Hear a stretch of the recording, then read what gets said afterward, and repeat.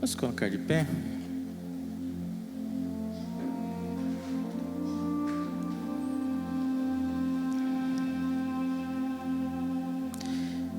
Vamos ler no livro de Mateus, no capítulo 4.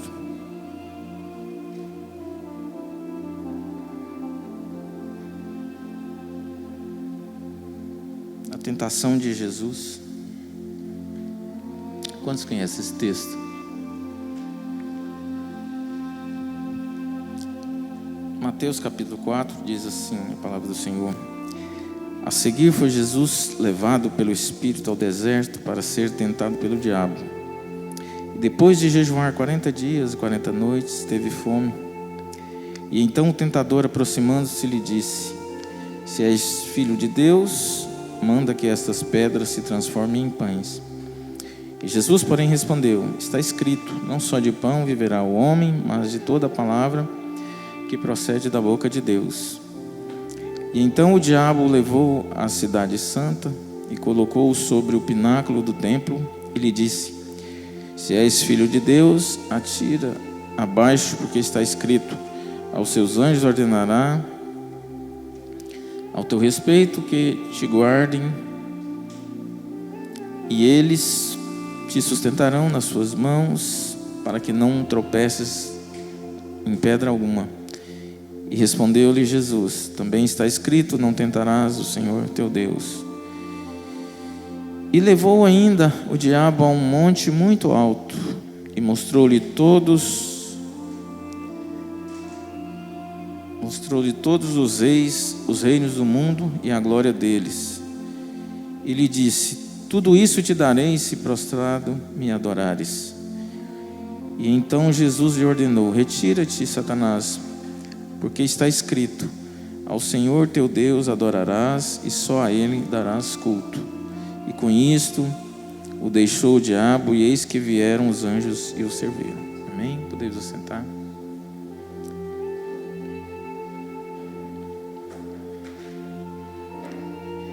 Glória a Jesus.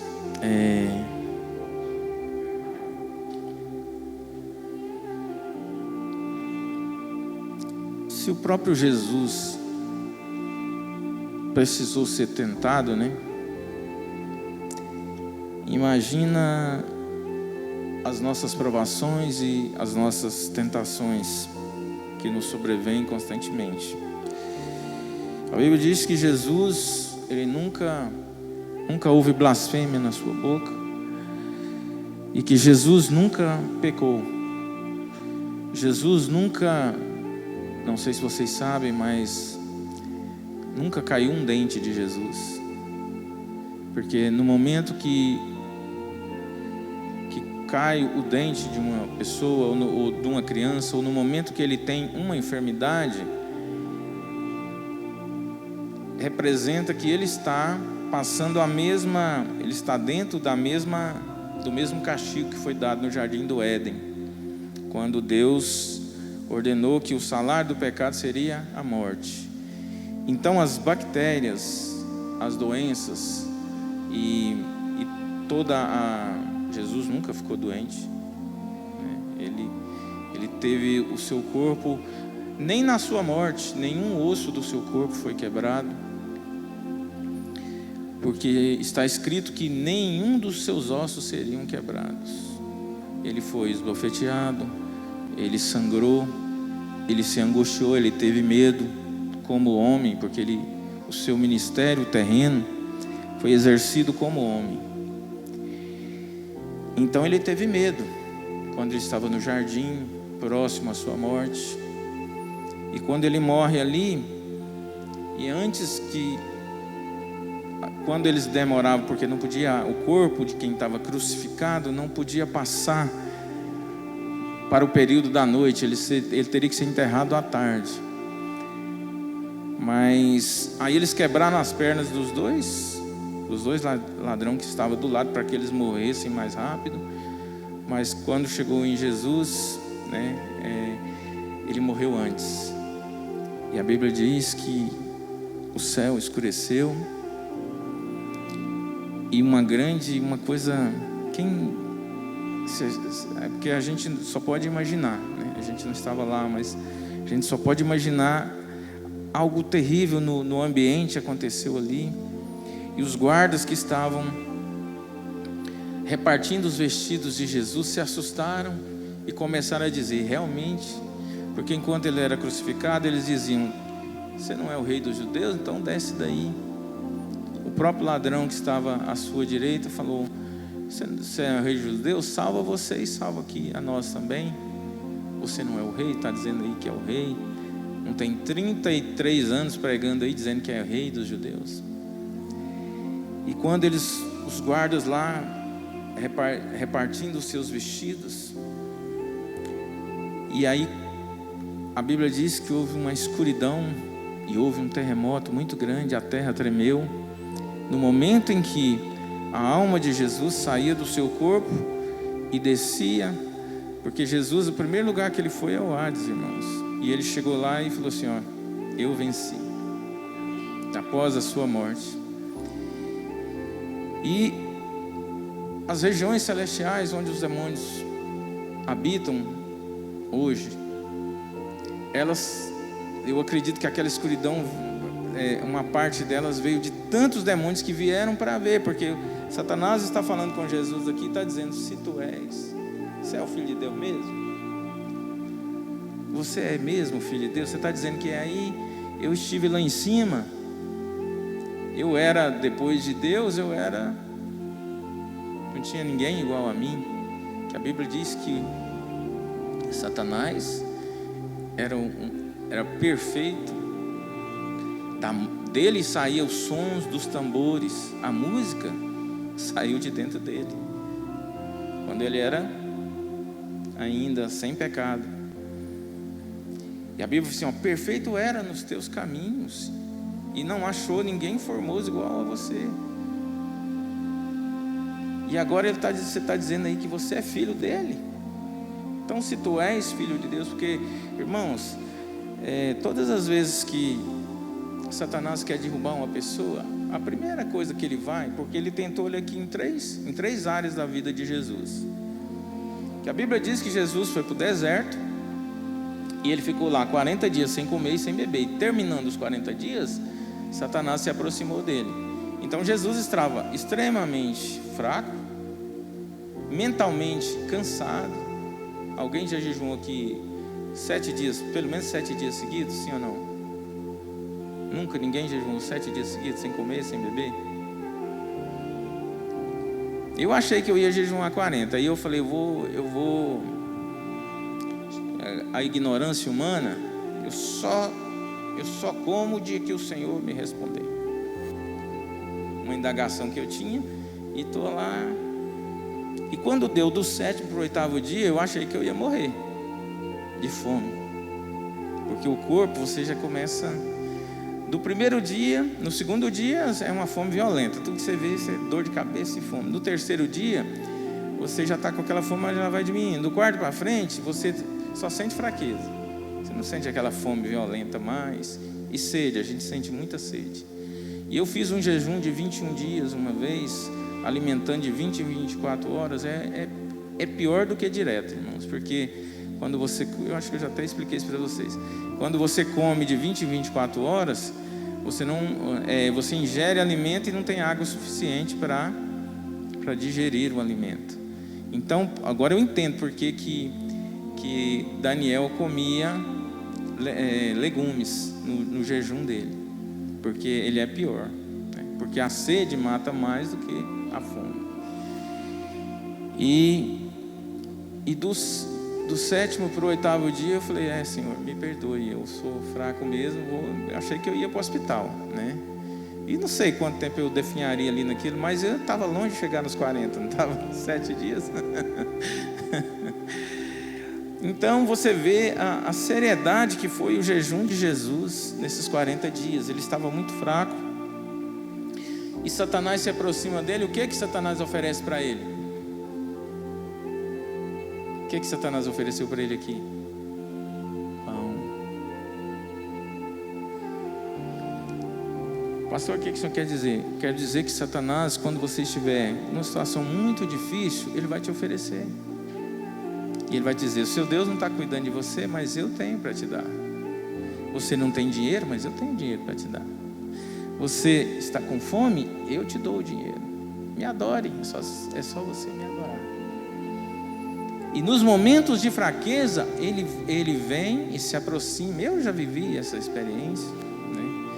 Não vou contar aqui, senão eu fico só contando experiência. E a gente não... Mas ele vai sempre se aproximar quando você estiver vulnerável. Você participa do culto de domingo aqui, você sai forte, não sai? Cheio de energia, ouve a mensagem, canta, pula, vem aqui na frente, chora, sente a presença de Deus, se humilha diante do Senhor e fala assim: aqui eu sou imbatível agora, nunca mais a fraqueza vai se aproximar de mim.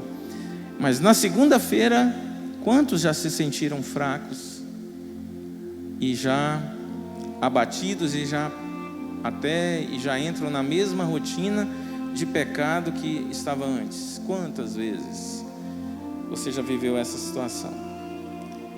Porque quando está aqui você pensa que está forte, mas naquele momento em que você fraquejar um pouquinho, quando você estiver no seu dia, nas suas coisas, quando você estiver com a mente não focada nas coisas do Senhor ou nas suas coisas lá, é o momento que Satanás vai se aproximar de você para te tentar. E é sutil. A voz dele você nem percebe que é a voz dele, porque parece que é um pensamento. Você pensa que é um pensamento seu. E ele se aproxima e te oferece pão. O que simboliza o pão? Necessidade. Ele te oferece tudo aquilo que você está necessitado. De repente você tem que pagar um boleto, não tem o dinheiro. De repente você tem que alimentar seus filhos e não tem. Quantas mulheres que vieram para a igreja e a sua profissão era prostituição, e agora elas vêm, não tem emprego, não tem sustento, não tem dinheiro, sustento para sustentar os filhos, e Satanás vai no ouvido dela e diz: eu tenho pão para você. Tem muitas histórias de pessoas que eram da igreja, mulheres que foram e se prostituíram e nunca mais conseguiram voltar, porque ela depende de dinheiro. Tem muito caso de músicos porque músicos, irmãos, eu não disse aqui que a música veio de dentro dele? A Bíblia diz no livro de Ezequiel que o som dos tambores saía de dentro dele. Não assuste com bateria. A igreja antigamente proibia bateria, né? A primeira música que existiu, uma das primeiras foi flauta e tambores. E um dia o profeta, eles vieram: não, profeta, profetiza aí, nós vamos para uma guerra, queremos saber o que vai acontecer lá, se Deus vai com nós ou se não vai, e a gente não vai para essa guerra enquanto Deus não falar com a gente. Ele falou: tem alguém que toca aí, tambor aí? Aí parece até feitiçaria, né? Mas não é. É que a música não é de Satanás. A música que saía de dentro dele foi Deus que colocou. E aí tocavam-se os tambores e o profeta se inspirava ali. Então, depois da inspiração dele, começava a profetizar e a falar as coisas do Senhor. Então os músicos tocam no mundo, tocam né? Eu conheci músicos, amigos meus, destruídos, totalmente destruídos, que vieram para a casa do Senhor e não conseguiram se firmar. E eles fazem da música a sua profissão. E quando vêm para a igreja, não tem sustento para eles. E aí muitos deles voltam a tocar nas noites. Por quê? Porque não tem pão. E Satanás diz para eles: eu tenho pão. Então o tentador, aproximando-se, lhe disse: se és tu, filho de Deus, manda que essas pedras se transformem em pães. E Jesus, porém, respondeu: está escrito, não só de pão viverá o homem, mas de toda a palavra que procede da boca de Deus. E esse é o primeiro estágio quando Satanás tenta as pessoas. Ela vai na necessidade, naquilo que você mais precisa, naquele momento que você está mais fraco, e ele vem, se aproxima, e então ele vai te tentar. Cadê Deus? Não tem poder? Então por que a situação está acontecendo com você? Por que essas pedras não transformam-se em pães? Você não serve a Deus desde criancinha? Você não professa aí que o seu Deus é o dono do ouro e da prata? Você não diz aí que o seu Deus é poderoso, que nenhuma coisa é impossível para Ele? E agora você está aí, ó. E o que nós respondemos nessa situação? Nós vivemos de toda a palavra que procede da boca de Deus. E então o diabo levou a cidade santa, irmãos, é Jerusalém, e colocou-o sobre o pináculo do templo e lhe disse: você é o Filho de Deus?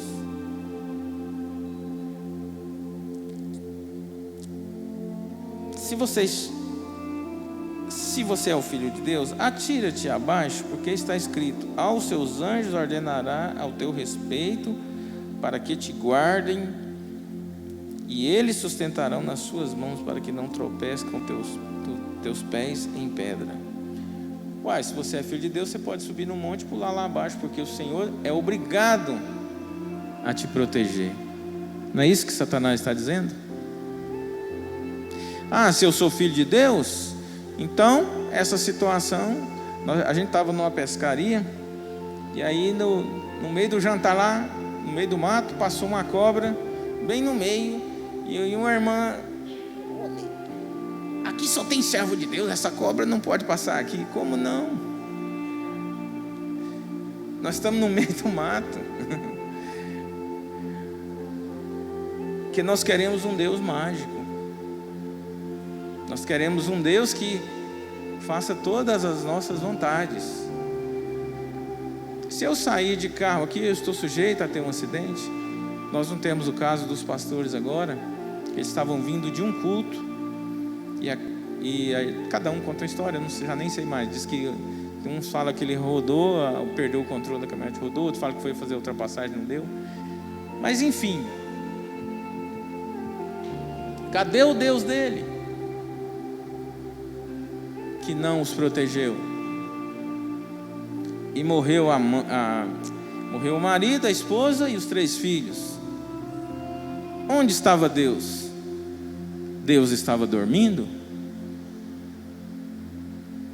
Aonde estava o Senhor? Satanás está dizendo ali. Por que ele não protegeu?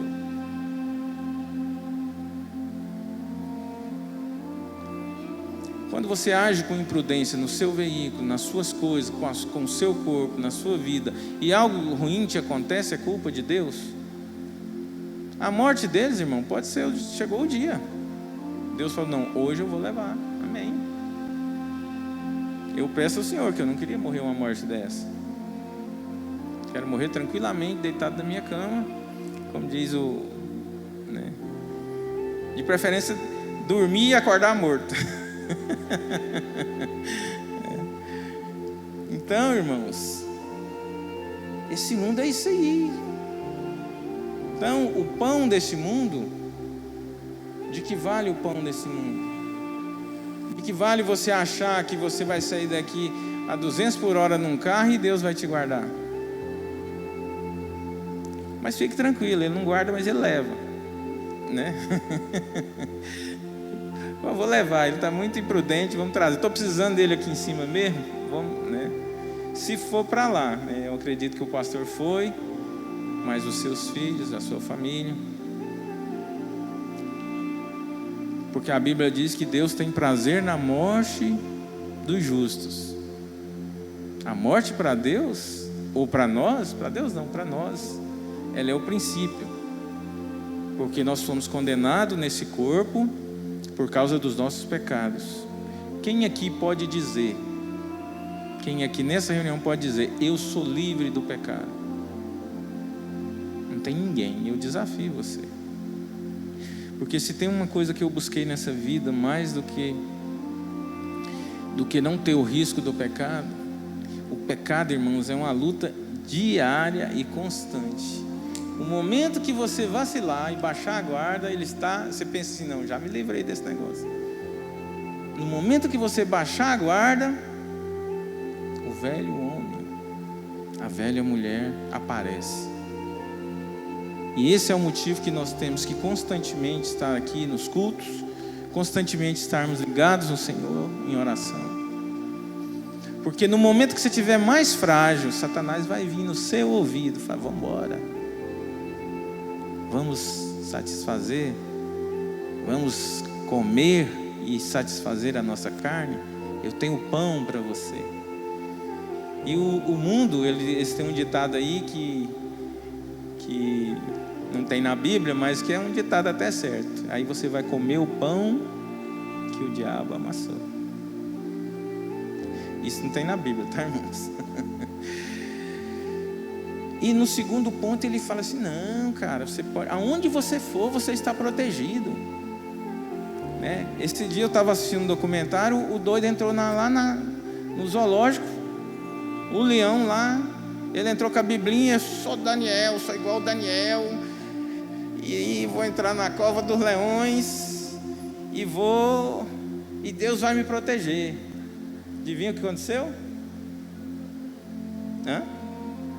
O leão comeu ele.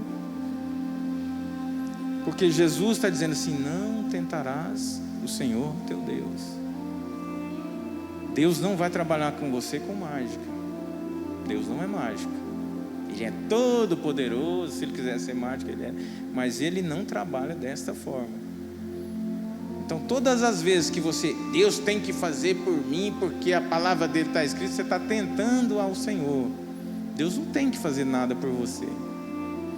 Você pode reclamar da sua vida que está ruim, pode reclamar dos seus choros de madrugada, pode reclamar da sua angústia, da sua solidão, pode reclamar da sua libertação, que você não consegue se libertar do pecado, pode reclamar do que você quiser. Nenhuma dessas coisas é culpa do Senhor. Nenhuma delas é culpa do Senhor. E não é Deus que tem que fazer por você, é você que tem que fazer por você mesmo. Porque o papel de Deus é nos abençoar. Sabe quando a mão de Deus se manifesta? Não é quando você pula, é quando você agarra e salva alguém. É aí que a mão de Deus se manifesta. Sabe quando a mão de Deus se manifesta? É quando você grita que o Senhor é poderoso. É como Davi, quando ele entra no campo de batalha, e todo quanto é soldado olhando, era um vale, e no meio um gigante. Alguns falam, a Bíblia não fala o tamanho, mas diz que ele tinha 15 metros de altura. As pessoas ficam tentando dizer quantos metros ele tinha, e eles calculam lá que ele tinha 15 metros de altura. O gigante Golias, e entra um menininho para enfrentar o gigante. O que é que vai acontecer com o menininho? Ele vai morrer, não vai? Mas quando ele estendeu a mão e falou: não, eu vou porque ele está desafiando o Senhor dos exércitos, e eu vou lutar contra ele em nome do Senhor dos exércitos. É nesse momento que a mão de Deus se manifesta e coisas grandes acontecem. Muito mais do que você pular e ele esperar você lá embaixo no paninho. Muito mais. Quantos aqui que você fala: não, vou suicidar, e aí quando ele caiu, e Deus não livrou ele do suicídio? Pastores, nessa pandemia foi um monte de pastores que se suicidaram. A mão de Deus vai se manifestar na tua mão, quando você for no nome dEle. E não você ficar tentando ele: eu vou pular daqui, porque o Senhor tem que me... Pula, sobe ali em cima e pula. Você vai conhecer as leis da gravidade. E você vai perguntar: onde está o Senhor? Pega o seu carro e anda 260 por hora. O Rafael é meio pesadinho, né? Quando chegar ao limite do carro, do pneu, da coisa, ou pegar um buraco, aí nós vamos saber o que Deus vai fazer com a gente. Ou vai nos guardar ou vai nos levar. Porque nós desafiamos uma lei da física, né? Estou falando que você faz isso não, Rafael. É um bom motorista e nunca, em nome do Senhor Jesus, está guardado. Amém? Mas nós queremos um Deus que está, não é ele, eu não sou servo do Deus Altíssimo. Nessa hora a gente quer ser servo do Deus Altíssimo, já viu? Quando Ele tem que nos favorecer conforme o jeito que a gente pensa. Amém? Então não acredite quando Satanás disser para você que o que você está passando é porque Deus não te protege. É porque você tem que servir o Senhor, não é do seu jeito e nem é do jeito de Satanás. é do jeito que Ele diz que quer. Ele é o Senhor, é Ele quem domina, é Ele quem manda e é Ele quem determina todas as coisas. O terceiro ponto aqui que Satanás usa é a luxúria, é o poder, é a fama, é a glória. Nós cantamos aqui agorinha, né? Que não deixa o orgulho me seduzir, nem a fama, nem os aplausos. Então ele aparece para Jesus, leva ele lá em cima do pináculo do monte lá, e diz: ó, tá vendo todas essas coisas? Se você prostrar e me adorar, eu vou te dar todas essas coisas, porque a mim foi entregue. Verso 7. Respondeu-lhe Jesus: também está escrito: não tentarás o Senhor teu Deus. Verso 8. Levou ainda o diabo a um monte muito alto e mostrou-lhe todos os reinos do mundo e a glória deles. Porque quando Satanás não conseguir destruir você no momento que você está passando fome, no momento que você está passando necessidade, que seja espiritual, ou que seja material, ou que seja qualquer área de fragilidade da sua vida, ele vai tentar fazer a comparação entre a proteção de Deus. Porque qual o ponto? A necessidade que Jesus estava tendo, que era de pão. Depois, se você pular daqui, pode pular aqui, ó. Se você é filho de Deus, está dizendo que é filho de Deus, então você pode pular aqui, porque está escrito, olha o diabo usando a Bíblia, irmãos. Usando a Bíblia. Está escrito que os teus anjos darão ordem ao teu respeito, para guardar o teu caminho, todo o teu caminho, para que você não tropece com o teu pé em pedra. Pode pular, não tem problema, você não é filho de Deus. Satanás estava doido para descobrir se ele era. Sabia que ele não sabia que Jesus era filho de Deus? Ele estava doido para descobrir nesse dia aqui. E a resposta de Jesus: não tentarás o Senhor teu Deus. E agora não conseguiu, com a necessidade, com a proteção, né? Você não é filho de Deus, por que Deus não está te protegendo? É a mesma, estou trazendo para nosso tempo agora. E você pensa que Deus não está te protegendo. E às vezes até uma coisa ruim acontece com você, e você pensa, e é a proteção de Deus, e você pensa que é Deus te atacando, né? Porque a Bíblia diz que Ele nos ajunta como a galinha ajunta os pintinhos. E quantas vezes eu orei ao Senhor e falei: Senhor, me agarra com as tuas garras afiadas e caroquenta e pesada, porque é melhor estar debaixo das tuas garras do que estar no mundo, do que perder a minha alma. E como a galinha que ajunta os seus pintos, Ele agarra e joga para debaixo. Muitos de vocês viveram isso sem saber, a proteção do Senhor. Porque às vezes, para nos proteger, eu preguei sobre a parábola das 100 ovelhas aqui um dia, e eu descobri que os pastores, às vezes a ovelhinha teimosa não acompanha o rebanho, e ele ia quebrava as perninhas dela. E aí, mancatolando, ela não conseguia. Até que aí ele via, depois que ele quebrava as perninhas dela, cruel, parece cruel, né? Isso aí os pastores fazem lá em Israel, irmãos. Se você colocar no YouTube aí, você vai ver eles explicando por que eles fazem isso. A ovelha é muito teimosa, muito inquieta, e então ele vai e quebra as perninhas dela. Muitas vezes o pastor tem que ser duro com alguém e aí ele vem e traz, e aí ele passa curativo nas perninhas dela, e aí vai curando as perninhas. Aí ela entende que ela tem que ficar ali, e ele salva a vida dela, porque as perninhas dela levariam ela para o despenhadeiro, as perninhas dela levariam ela ao encontro de um lobo. Então o caminho de morte que o Senhor te livrou, muitas vezes quebrando as suas perninhas, e te trouxe para cá e começou a curar. E Ele passa curativo, passa o bálsamo.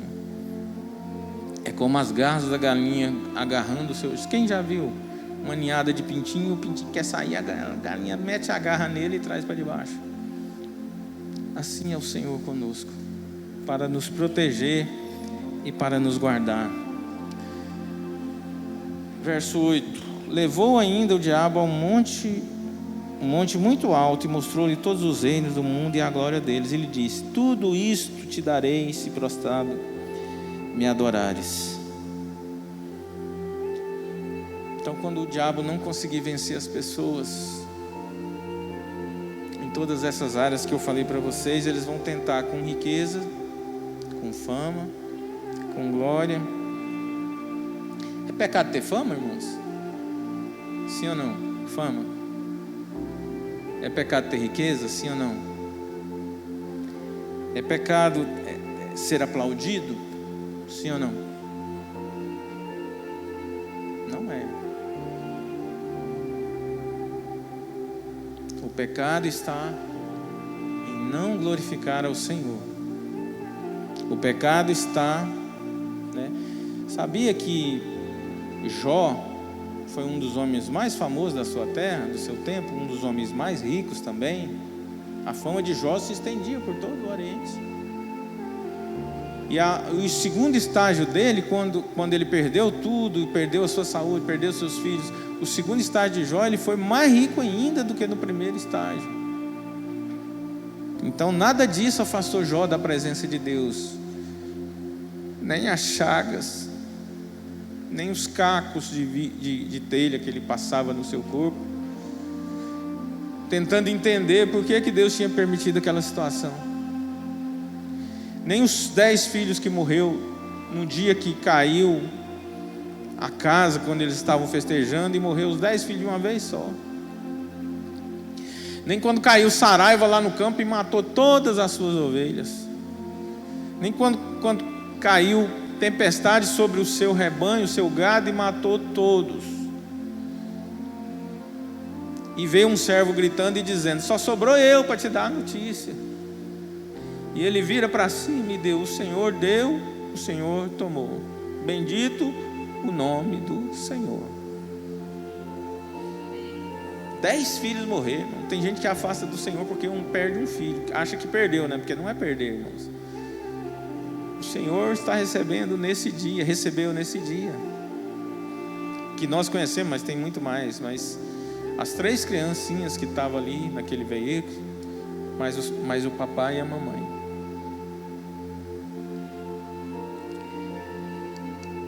Então não existe nenhum motivo para você achar que Deus não está com você. Uma guerra foi travada lá em cima e Jó estava no meio dela.